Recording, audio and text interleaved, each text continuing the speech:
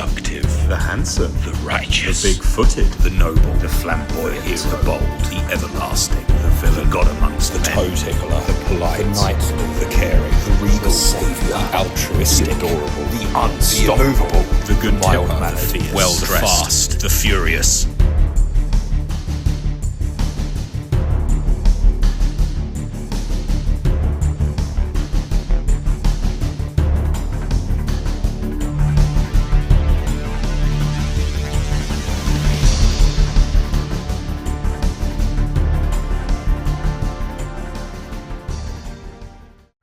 Oh, I have been looking forward to this one. You are all going to love Holy Santa.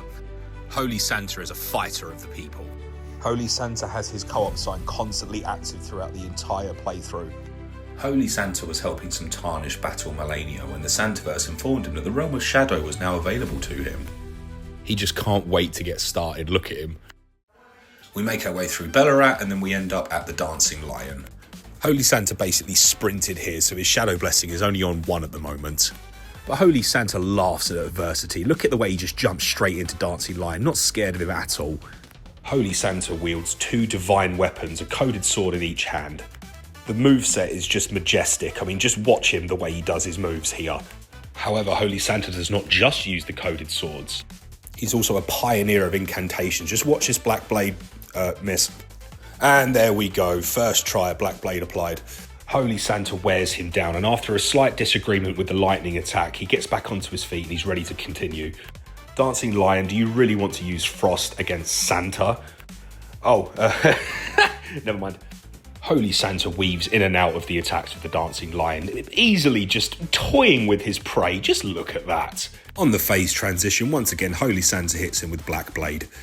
He's tried normal, he's tried lightning, he's tried ice. Now he's going to try and use wind against Holy Santa. But look at that, a little jog, a little jump, and he's just toying with him still.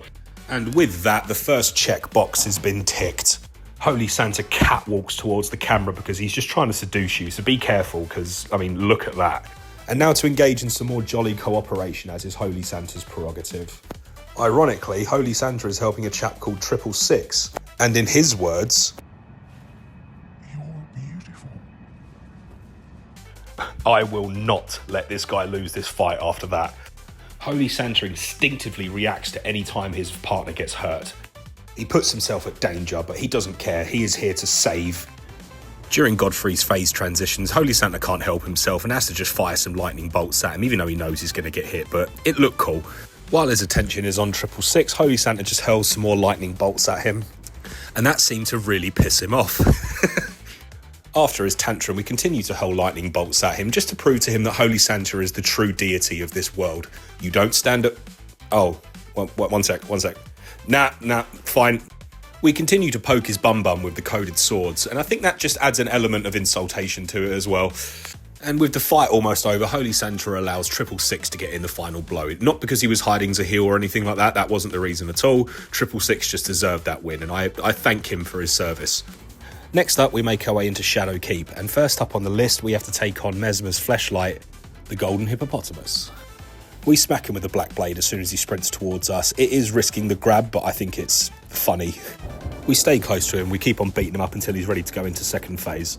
And correct me if I'm wrong, but is this Golden Hippopotamus trying to out-Holy Santa? Well, after using Holy Santa as a chew toy for a minute, we continue beating him down until he's practically onto a one-shot, and I've got a lovely finisher for this guy. Not to say it isn't risky, but Holy Santa is nothing if not a show-off, and he has to finish him off with some beautiful lightning attacks from Fortissax. And with another boss down, it's time for some more jolly cooperation. I wonder who Santa's going to help fight this time. Oh, what do you have here? A very rare mausoleum co-op battle. Nephili has summoned Holy Santa. Of course Holy Santa will answer the call. Once the fight starts, the aggro is on Nephili, so Santa sneaks up behind Rakshasa to do a little cheeky backstab. And then we use the Big Bang attack. Sorry, Vegeta. Did that even hit him? After learning we won't be using that move ever again, we go back to just using the coded swords and the amazing unblockable attack that you get with the L2. I really wanted Nephili to get the final attack in. It's always nice when the co-op person gets the final hit, but that was just way too close, so we finish him off with a backstab. If sunlight medals were a thing in this, people would be praising Holy Santa. We reach the top of Shadow Keep, and up next is Wayland Slithers himself, Mesmer. Mesmer always starts with his little rise up into the air and downward smash, so if you know how to dodge it, you get some really easy hits in against him. Mesmer seems to want to fight up close, and that's just what Holy Santa likes. He fumbles at every attempt to try and hit Holy Santa, even his little grab attack, which is actually an insta-kill. Once Mesmer finishes doing his little slice and, what do we call this, the pokey attack, and with that final flurry dodge, we put him into second phase. Same as the first phase, the second one starts with this intimidating looking big giant snake slam attack, but again, very easy to dodge and you can beat the crap out of him afterwards. I decided to go a little bit more rogue and tried to lightning him, which nearly got Holy Santa killed. With that note taken, we do a couple of jumping double attacks even when he turns into his snake form. It gets Holy Santa hit, but my god, it looks quite cool. Mesmer charges up his desperation attack, which is his multi-flurry of snakes. And being honest, these aren't actually that very difficult to dodge, but apparently the last bit is. Once we've dodged his next couple of little attacks, we can see that his health is almost over. This fight is practically done by now, and with just a couple more hits, Mesmer is not dead. Mesmer doesn't seem to be embracing the very peaceful gift that Holy Santa is trying to bestow upon him. He lets him taste him a little bit just so he can tell his friends about it in the afterlife, but with one more unblockable blade, that is Mesmer down, no issues whatsoever. Holy Santa, you are a god amongst men. With a key boss down, I think it's time for some more jolly cooperation. And who do we have on the docket for this time? Oh, Beast Clergyman, it's been a while since I've seen you. I use your move, and I'm going to use it against you. Once Ignis has his attention, we use Black Blade on. That must have really freaked him out getting hit by his own move like that before he's even got Malekith form. Look at him panic. Beast Clergyman is clearly quite an intelligent creature because he knows to stay away from Holy Santa. And after a fantastic little feint with the lightning attack, we hit him with it proper. After a second feint with a lightning attack, we hit him with it proper on the third time, even with a stagger, and put him into second phase. During this cutscene, however, our jolly co-op partner actually disconnected, so we didn't get to finish him. So next up, we go onto the dock. It's the lovely Flower. The Flower's entire arena is completely full of water, so it's a bold strategy, Cotton. Let's see if it works out for him. As we enter the arena, he loves to throw his little thorn attacks at us, but if you just wait a second and then dodge just before they hit you, you can dodge through them, and then we use our lightning. And good God, is that a third of his health in Blood Lightning attack? And I think the answer is yes, that was a third of his health in the lightning attack, because the second one put him into 1/3 of his health. His strategy isn't working, so he tries to get up close to Holy Santa, but what a foolish idea with these coded swords ready to strike. First phase down, yeah, weakest one, less health, blah, blah, blah. Come on, second phase, let's see what the damage is like now. Wow, still not bad. He does his typical charge attack at the start of the third phase. It normally does it 3 times, but he just got intimidated by Holy Santa after the second one and went, nah, I need to stay away from him. A couple more ranged lightning attacks, and that's the end of the second phase. No issue so far. We get the riposte, so he starts at 75% health in his third phase. And he starts his third phase with this crappy giant explosion attack, which is actually very easy to dodge if you wait for it to explode. It's almost like a shockwave that pulses out. And him doing so, he allowed himself to get hit, not once, not twice, but 3 times by my lightning attack, which completely obliterated the entire health bar. But somehow I think the next guy is not going to be as simple. Oh, hi, Bale. Holy Santa enjoyed his little tussle with Bale. Bale's high attack and high defense always makes this for a very enjoyable little scuffle. Holy Santa avoids most of his attacks, and we just wear him down until he's about to go into second phase at about 60% health. Once he does, he always opens with the same attack, which is when he does his fly into the air, he fires 11 of these fire bolts at you, and then decides to try and land on you. Bale, if you were Ana de Armas, I would not even try and dodge that attack when you were diving straight into me. When Bale finishes certain attacks, he now puts lightning that goes along the ground, and sometimes, like you can see there, he even follows it up with a flame attack, which allows Holy Santa to get some pokey pokes. Due to the staggering deity in front of him, Bale then has to go into his little pseudo third phase. We get an immediate full charge lightning bolt off onto him, but then he charges up his incredibly powerful nuke attack. Now this is one of the coolest looking moves in the entire game, and Holy Santa just wanted to watch for a little bit too long and end up getting nearly killed for it. Bale then tries to finish the fight with one of his dive attacks that also explodes afterwards, but Holy Santa is way too intelligent for that. Bale may have got a couple of hits against Holy Santa then, but he understands now what the kind of power that he's dealing with. Bale fails to topple Holy Santa, so instead Holy Santa topples Bale. With Bale toppled, Santa does his little flamboyant jumping attack before doing a couple little pokes and finally getting a riposte. There's not much Bale can do now, he's already practically dead. Holy Santa just stands in front of him, charges one final lightning bolt, and Bale does his ultimate Big Bang attack. Holy Santa dodges both of these giant beam attacks with ease. Bale even tries continuing his attack after this, but it doesn't matter because Holy Santa is ready and already hits him with some more lightning. With a little bit more dodging, Bale knows he's in trouble now. He tries one final time to stop Holy Santa, but he allows himself to get hit so he can get closer to him. And with that, Bale takes a final hit. He prays to the Santaverse to save him, but Holy Santa says nay. With Bale destroyed, Holy Santa goes through the Meteor quest line just to get to the end of it. There's only one target left as a threat to him, but we're going to leave him for just now. So first up, Holy Santa travels through the Finger Ruins of Mir after doing all of the other side quests, and this is still the most questionable action in this game, I think. That and sticking your head in the candle wax in Dark Souls 3 is still the weirdest one. But anyway, I have skipped most of this fight because it has been incredibly just nothing to see, but this final bit is definitely something to see.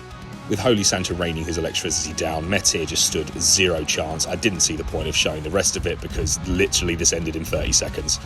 After some side quests, it's now time to crack back on with the actual game, and we go and take on Romina. Romina always manages to bug me. She likes to lore walk at the start, so a cheeky black blade takes her health down a nice chunk at the start. I prefer fighting Romina up close because the coded swords in this instance do very, very good damage against her. Romina likes to go into her second phase around the 60-70% health mark. Santa bravely uses a black blade at close range, risking some scarlet rot, but he just wants her to know that he is not scared of her. In fact, he hits her twice. Romina foolishly thinks that she can stay further away from Holy Santa, but obviously we have the lightning attack to just pepper her with it. She does her best Sonic impression, but it still doesn't matter because Holy Santa can just read everything she's about to do. She desperately tries one more time to do her little fluttery butterfly attack, but it doesn't matter. Holy Santa's got her at this point. With that, Holy Santa is now able to burn the Sealing Tree, and we can make our way up into Enir Elim and ultimately onto a very familiar face, Radagon. Radagon will not be the final enemy we face in this DLC, however, but we cast Golden Vow and we enter. Holy Santa is very confident about fighting Radagon. This red-headed clown stands no chance against Holy Santa. He bobs and weaves inside every single attack that he does. Whenever he can get a hit in, he gets a hit in. He even allows Radagon to hit him once just to test how much damage he can take, and look at that, Holy Santa has no fear in this. Holy Santa understands his patience. You just have to simply wait until he has finished his attacks. Holy Santa wears him down. He's about to go into second phase, but Radagon panics and tries to use his meteor attack. Holy Santa does the usual jog to the side and jump before it hits you, no issue at all. After his next M Bison attack, one dodge and we are into second phase. Now it is time for the Holy versus Holy showdown. Holy Santa stays Further away at the start to bait out his giant Light of Miquella attack. Once out of the radius, we recast Golden Vow and prep another Lightning Spear. A little bit greedy and we do take a hit for it, but it's worth it. Every hit against Radagon is good. Radagon clearly cannot keep up with Holy Santa's just divine intervention. A low endurance bar can be a bit poisonous for this fight because the amount of dodging you have to do can actually be counterproductive. Radagon uses his phase 2 meteors against Holy Santa, thinking that that might actually make a difference, with the included 4 slams at the end, with the 5th real one and then the big bang. Holy Santa once again just sticks to his leg, and once he got down to about 25% health, he's going to use his desperation attack, the meteor. And this is probably one of the coolest looking moves in the entire game, so Holy Santa actually wants to watch it happen. He's so confident, in fact, that he lets it hit him. And then once he gets up, a quick recovery, and Radagon, you've used your best move and it did nothing. We continue to dodge his flurry of attacks and only attack once we can get an actual hit in at the end of his combo. Radagon's desperate now, so he tries to hug Santa so he can actually ask the Santaverse for forgiveness, but Holy Santa is having none of it. Holy Santa is applying so much pressure to him that he uses his after image just to get a bit of reprieve.